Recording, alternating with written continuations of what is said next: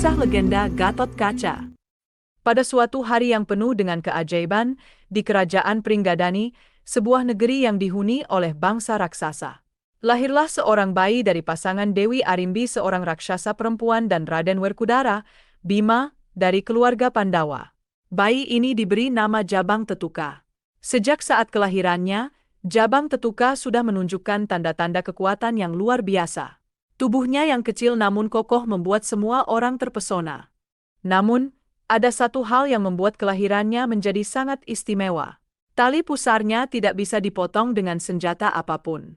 Semua senjata yang digunakan untuk memotong tali pusar tersebut patah atau tidak mempan. Hal ini membuat semua orang kebingungan dan cemas. Mereka tahu bahwa bayi ini memiliki kekuatan yang luar biasa, tetapi mereka tidak tahu bagaimana cara memotong tali pusarnya. Arjuna, pamannya yang bijaksana, merasa bahwa ini adalah tanda dari para dewa. Ia memutuskan untuk bertapa dan memohon petunjuk dari para dewa. Dalam pertapaannya, Arjuna mendapatkan wahyu bahwa hanya senjata pusaka yang dapat memotong tali pusar Jabang Tetuka. Dengan tekad yang kuat, Arjuna melanjutkan pertapaannya hingga akhirnya ia mendapatkan senjata pusaka yang disebut Kujang Pusaka. Dengan senjata pusaka tersebut, Arjuna kembali ke tempat kelahiran Jabang Tetuka. Dengan hati-hati, ia menggunakan kujang pusaka untuk memotong tali pusar bayi tersebut. Ajaibnya, tali pusar itu terpotong dengan mudah. Semua orang bersorak gembira melihat keajaiban tersebut. Mereka tahu bahwa Jabang Tetuka adalah anak yang istimewa dan akan menjadi ksatria yang hebat di masa depan. Sejak saat itu, Jabang Tetuka tumbuh menjadi anak yang kuat dan tangguh.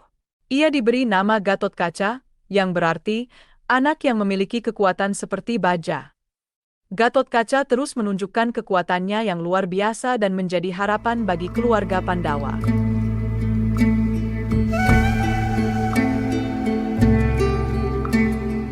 Setelah tali pusarnya berhasil dipotong dengan senjata pusaka Kujang Pusaka, Gatot Kaca yang masih bayi kemudian dibawa oleh Batara Narada ke sebuah tempat yang sangat sakral dan penuh dengan misteri, yaitu Kawah Candradimuka. Kawah ini terletak di puncak gunung yang tinggi, dikelilingi oleh kabut tebal dan suara gemuruh yang menakutkan. Kawah Candradimuka dikenal sebagai tempat di mana para dewa memberikan kesaktian kepada para ksatria pilihan. Dengan penuh keyakinan, Batara Narada mencelupkan tubuh kecil Gatot Kaca ke dalam kawah yang mendidih. Ajaibnya, bukannya terbakar atau terluka, tubuh Gatot Kaca justru menyerap kekuatan dari kawah tersebut.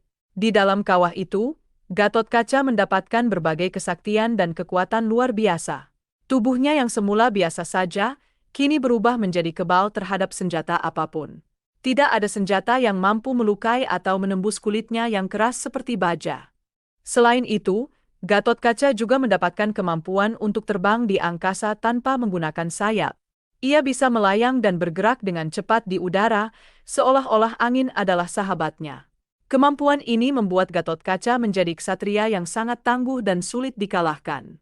Tidak hanya itu, Gatot Kaca juga mendapatkan berbagai ilmu kanuragan dan ajian-ajian sakti yang membuatnya semakin kuat dan bijaksana.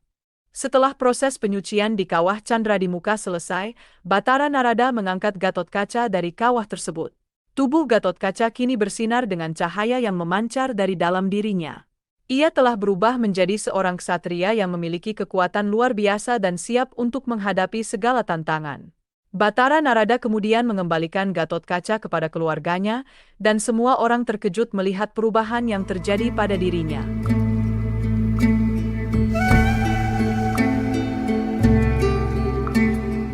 Setelah mendapatkan kesaktian dari Kawah Candradimuka, Gatot Kaca yang masih bayi segera diuji kekuatannya dalam sebuah pertarungan yang menegangkan.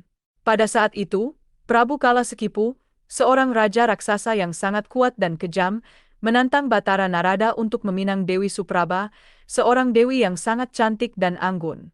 Prabu Kalasekipu menginginkan Dewi Supraba sebagai istrinya, namun Batara Narada menolak permintaan tersebut karena mengetahui niat jahat sang raja raksasa.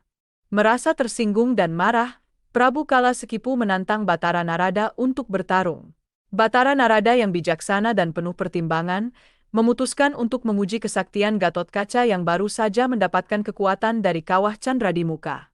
Ia membawa Gatotkaca yang masih bayi ke medan pertarungan dan menempatkannya di hadapan Prabu Kalasekipu.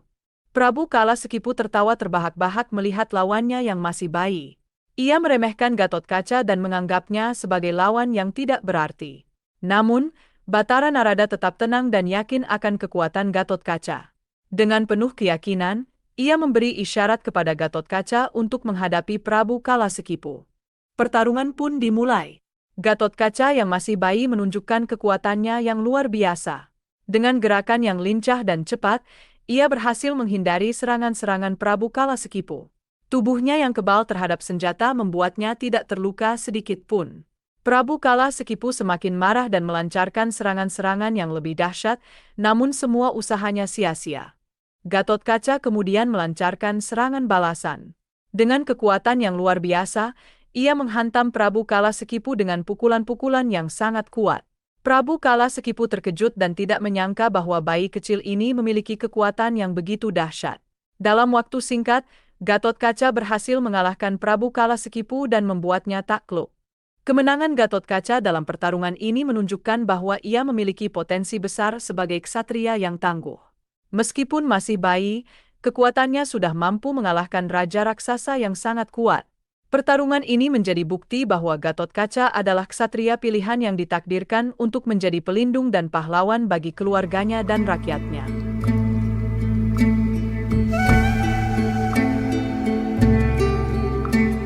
Setelah dewasa, Gatotkaca tumbuh menjadi seorang ksatria yang gagah perkasa dan bijaksana. Ia memutuskan untuk mengabdikan dirinya di kerajaan Pringgadani, sebuah negeri yang dihuni oleh bangsa raksasa. Meskipun Pringgadani dikenal sebagai negeri yang penuh dengan makhluk-makhluk raksasa, Gatotkaca diterima dengan baik karena keberanian dan kekuatannya yang luar biasa. Di Pringgadani, Gatotkaca dikenal dengan sebutan Satria dari Pringgadani. Ia menjadi pelindung dan pahlawan bagi rakyatnya. Gatotkaca tidak hanya memiliki kekuatan fisik yang luar biasa, tetapi juga kebijaksanaan yang membuatnya dihormati oleh semua orang. Ia selalu berusaha untuk menegakkan keadilan dan melindungi yang lemah. Sebagai ksatria, Gatotkaca dilengkapi dengan berbagai senjata sakti yang membuatnya semakin tangguh.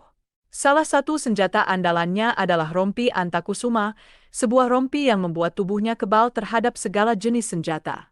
Dengan rompi ini, Gatotkaca tidak bisa dilukai oleh musuh-musuhnya. Selain itu, ia juga memiliki caping Basunanda, sebuah topi yang memberinya kemampuan untuk terbang di angkasa dengan kecepatan tinggi. Dengan caping ini, Gatotkaca bisa bergerak dengan cepat dan menghindari serangan musuh. Tidak hanya itu, Gatotkaca juga menguasai Aji-Aji Narantaka, sebuah ilmu kanuragan yang memberinya kekuatan luar biasa. Dengan ilmu ini, Gatotkaca bisa menghancurkan musuh-musuhnya dengan mudah. Kombinasi dari senjata-senjata sakti dan ilmu kanuragan ini membuat Gatotkaca menjadi ksatria yang sangat ditakuti oleh musuh-musuhnya. Selain menjadi ksatria yang tangguh, Gatotkaca juga memiliki kehidupan pribadi yang penuh dengan cinta. Dalam versi pewayangan Jawa, Gatotkaca menikah dengan sepupunya, yaitu Pregiwa, putri Arjuna. Dari perkawinannya dengan Pregiwa, Gatotkaca memiliki seorang putra bernama Sasikirana. Kehidupan rumah tangganya dengan Pregiwa penuh dengan kebahagiaan dan cinta. Selain Pregiwa, Gatotkaca juga memiliki dua istri lainnya, yaitu Suryawati dan Sumpaniwati. Dalam versi Mahabharata, Gatotkaca menikahi seorang gadis naga bernama Ahilawati. Meskipun memiliki beberapa istri, Gatotkaca selalu berusaha untuk adil dan bijaksana dalam mengatur kehidupan rumah tangganya. Ia mencintai dan merawat semua istrinya dengan penuh kasih sayang.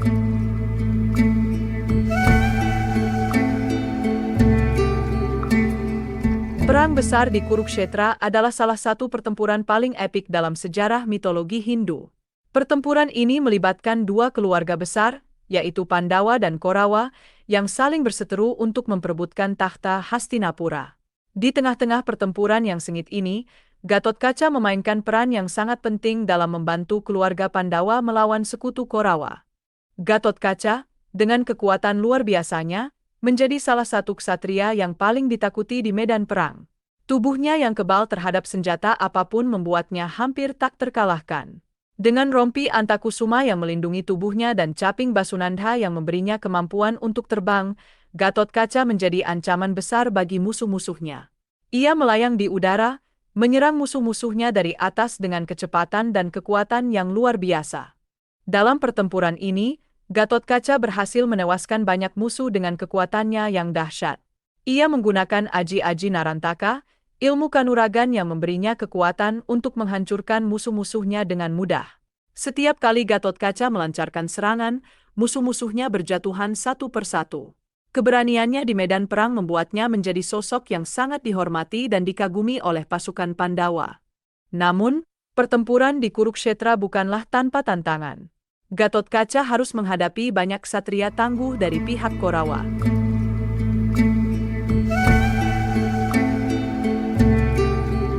Puncak dari kisah heroik Gatotkaca adalah pertarungannya dengan Karna, panglima kerajaan Hastina yang terkenal dengan kekuatan dan kehebatannya. Pertarungan ini terjadi di medan perang Kurukshetra, di mana kedua belah pihak, Pandawa dan Korawa, bertarung habis-habisan untuk menentukan nasib kerajaan Hastinapura. Gatotkaca, dengan seluruh kekuatan dan kesaktiannya, maju ke medan perang dengan penuh keberanian. Tubuhnya yang kebal terhadap senjata apapun dan kemampuannya untuk terbang membuatnya menjadi ancaman besar bagi pasukan Korawa. Ia melayang di udara, menyerang musuh-musuhnya dari atas dengan kecepatan dan kekuatan yang luar biasa. Setiap serangan yang dilancarkannya membuat musuh-musuhnya berjatuhan satu persatu. Namun, di tengah-tengah pertempuran yang sengit, Gatotkaca harus menghadapi Karna, panglima yang sangat kuat dan memiliki senjata pusaka yang mematikan. Karna, dengan senjata pusaka Kontawijaya di tangannya, siap menghadapi Gatotkaca. Pertarungan antara keduanya menjadi momen yang sangat menegangkan dan penuh dengan aksi heroik. Gatotkaca menunjukkan seluruh kekuatannya dalam pertarungan ini. Ia menggunakan rompi Antakusuma untuk melindungi tubuhnya dari serangan Karna dan caping Basunandha untuk terbang dan menghindari serangan musuh. Dengan aji-aji Narantaka, Gatotkaca melancarkan serangan-serangan dahsyat yang membuat Karna terdesak. Pertarungan antara keduanya berlangsung dengan sangat sengit, dengan kedua belah pihak saling melancarkan serangan yang mematikan. Namun, Karna yang juga memiliki kekuatan luar biasa, tidak mudah dikalahkan. Dengan ketenangan dan keahliannya, Karna berhasil menemukan celah dalam pertahanan Gatotkaca. Ia kemudian menggunakan senjata pusaka Kontawijaya yang memiliki kekuatan untuk menembus segala jenis pertahanan. Dengan satu serangan yang tepat, Karna berhasil melukai Gatotkaca dengan senjata pusaka tersebut. Gatotkaca yang terluka parah jatuh dari udara dan terhempas ke tanah. Kematian Gatotkaca menjadi momen yang sangat emosional bagi keluarga Pandawa. Mereka kehilangan salah satu ksatria terbaik yang telah berjuang dengan penuh keberanian dan pengorbanan. Gatotkaca gugur sebagai pahlawan yang telah memberikan segalanya untuk melindungi keluarganya dan rakyatnya. Kematian Gatotkaca menjadi simbol keberanian dan pengorbanan yang luar biasa. Meskipun telah gugur, warisannya tetap hidup dalam cerita-cerita rakyat dan menjadi inspirasi bagi banyak orang untuk menjadi ksatria yang tangguh dan bijaksana. Kisah pertarungannya dengan Karna menjadi salah satu bagian yang paling mengharukan dalam legenda Gatotkaca, menunjukkan bahwa kekuatan sejati tidak hanya terletak pada fisik, tetapi juga pada keberanian dan tekad yang ada di dalam hati. Gatotkaca, atau yang lebih dikenal dengan sebutan Gatotkaca dalam budaya Jawa, adalah salah satu tokoh yang sangat populer dan dihormati. Keberanian dan kekuatannya yang luar biasa membuatnya menjadi simbol ksatria yang ideal. Dalam pewayangan Jawa, Gatotkaca sering digambarkan sebagai ksatria yang memiliki otot kawat tulang besi, sebuah metafora yang menggambarkan kekuatan fisiknya yang luar biasa dan ketangguhannya dalam menghadapi segala rintangan. Kisah Gatotkaca sering dipentaskan dalam wayang kulit dan wayang orang, dua bentuk seni pertunjukan tradisional yang sangat populer di Jawa. Dalam pertunjukan wayang kulit, Gatotkaca digambarkan sebagai sosok yang gagah perkasa dengan tubuh yang kekar dan berotot. Ia sering muncul dalam adegan-adegan pertempuran yang menegangkan, di mana ia menunjukkan keberanian dan kekuatannya dalam melawan musuh-musuhnya. Penonton selalu terpukau dengan aksi-aksi heroik Gatotkaca yang penuh dengan semangat dan keberanian. Dalam wayang orang, Gatotkaca diperankan oleh aktor yang mengenakan kostum yang megah dan berwarna-warni. Kostum Gatotkaca biasanya dilengkapi dengan rompi Antakusuma dan caping Basunandha, dua atribut yang menjadi ciri khasnya. Pertunjukan wayang orang yang menampilkan Gatotkaca selalu menjadi daya tarik utama bagi penonton karena aksi-aksi pertempuran yang spektakuler dan dramatis. Gatotkaca sering digambarkan sebagai pahlawan yang selalu siap melindungi rakyatnya dan menegakkan keadilan. Demikianlah kisah ini diceritakan, segala kebenaran detailnya kita kembalikan kepada Allah, Tuhan yang Maha Kuasa, pemilik kisah kehidupan.